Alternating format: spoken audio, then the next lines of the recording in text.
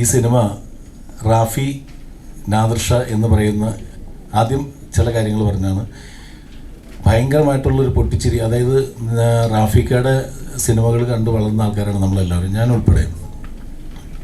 ഒരുപാട് നല്ല കോമഡി സിനിമകൾ നമുക്ക് സമ്മാനിച്ചിട്ടുള്ള ആ റാഫിക്കയുടെ സ്ക്രിപ്റ്റിൽ പിന്നെ കുറച്ച് കോമഡി എന്ന് പറയുന്ന സിനിമകളും പിന്നെ എൻ്റെതായ പരീക്ഷണ ചിത്രങ്ങളൊക്കെ ചെയ്തിട്ടുള്ളൊരു ആളാണ് ഞാനും. അപ്പോൾ ഞങ്ങൾ രണ്ടുപേരും കൂടി ഒരുമിക്കുമ്പോൾ അത് ആദ്യം തൊട്ട് അവസാനം വരെ പൊട്ടിച്ചിരിക്കുന്ന ഒരു സിനിമയല്ല ഇത്. അത് ആദ്യമേ പറയുകയാണ്. കാരണം ഇതൊരു ഡിഫറെൻറ്റ് ജോണർ സിനിമയാണ്. ചിരിക്കാനുള്ള ഉണ്ടോയെന്ന് വെച്ചിട്ടുണ്ടെങ്കിൽ ചിരിക്കാനുള്ളതുണ്ട്. കാരണം ആദ്യമേ ഈ കാര്യം പറഞ്ഞില്ലെങ്കിൽ നമുക്ക് ത്രൂ ഔട്ട് ഹ്യൂമർ എന്ന് പറയുന്നത് നിൻ്റെ ബാക്കിയുള്ള ആൾക്കാർ പറയട്ടെ കണ്ടിട്ട്. ഞാനത് വളരെ സീരിയസ് ആയിട്ടുള്ളൊരു ക്യാരക്ടറാണ് വിചാരിച്ചത്, പക്ഷെ നീ അത് കോമഡി ആക്കിയത്.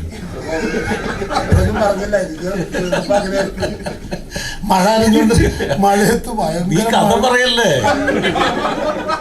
അടച്ചമർത്തിട്ട്. മഴ തന്നെ ഞാൻ അഭിനയിച്ചു, അതൊക്കെ ഓക്കെ. പക്ഷെ നീ കഥ പറഞ്ഞത് എനിക്ക് പേടിയാണ്. നിനക്ക് മൈക്കാനായിട്ട് ക്ലൈമാക്സ് പറഞ്ഞ.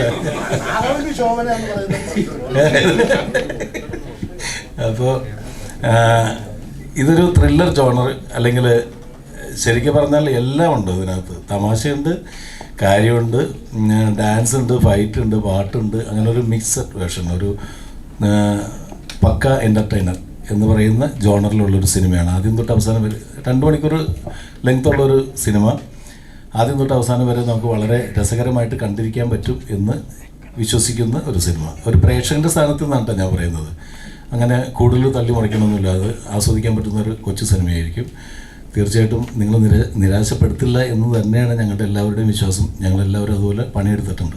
ഒറ്റ റിക്വസ്റ്റ് ഉള്ളത് നമ്മുടെ ശരിക്കും സിനിമ കാണാൻ വരുന്ന പ്രേക്ഷകരോട്. കാരണം ഇതിപ്പോൾ നമ്മളുടെ പരീക്ഷണങ്ങളിലൊന്നാണ്. കാരണം പുതിയ നായകൻ ഒക്കെ വെച്ചിട്ട് നമ്മൾ സിനിമകൾ ചെയ്യുമ്പോൾ അത്തരത്തിലുള്ള സിനിമകൾ നല്ല മാക്സിമം അതിന് സപ്പോർട്ട് കിട്ടിയാൽ മാത്രമാണ് അത് തിയേറ്ററിൽ ഓടിയാൽ മാത്രമാണ് മറ്റുള്ള പ്രൊഡ്യൂസേഴ്സിനാണെങ്കിലും ഡയറക്ടേഴ്സിനാണെങ്കിലും റൈറ്റേഴ്സിനാണെങ്കിലും പുതിയ താരങ്ങൾ വെച്ചിട്ട് സിനിമകളുമായിട്ട് വരാനായിട്ടുള്ളൊരു ധൈര്യം ഉണ്ടാവുള്ളൂ.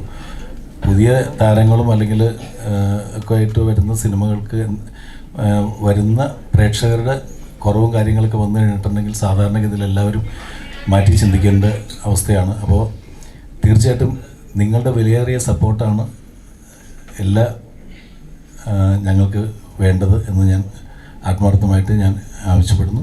Thank you so much.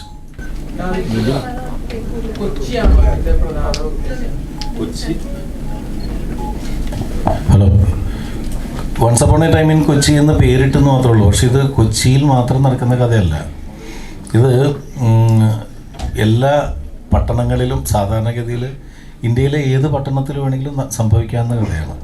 അത് വൺസ് അപ്പോൺ ഇപ്പോൾ നമ്മൾ കൊച്ചിയിൽ ഷൂട്ട് ചെയ്തതിൻ്റെ പേരിൽ പിന്നെ ഈ once upon a time in Mumbai എന്നൊക്കെ പറഞ്ഞിട്ട് സിനിമകൾ വന്നിട്ടുള്ളതാണ്. അപ്പോൾ കൊച്ചി എന്ന് പറയുന്ന സിനിമയാണ് വരാത്തത്. അപ്പോൾ നമ്മൾ ഷൂട്ട് ചെയ്തത് കൊച്ചിയാണ്. പിന്നെ നമ്മളെ സംബന്ധിച്ച് നമുക്ക് എന്തും പറയാവുന്ന ഫ്രീഡം ഉള്ള നമ്മളുടെ സ്വന്തം നാടല്ലേ. അപ്പോൾ അതിൽ കഥാപാത്രങ്ങളെ വെച്ചിട്ട് നമ്മൾ നമ്മുടെ ഒരു പട്ടണത്തിൽ സംഭവിക്കുന്ന കഥ എന്ന് പറഞ്ഞിട്ടുള്ളൂ. പക്ഷേ ഇത് ഏത് പട്ടണത്തിലും സംഭവിക്കാം.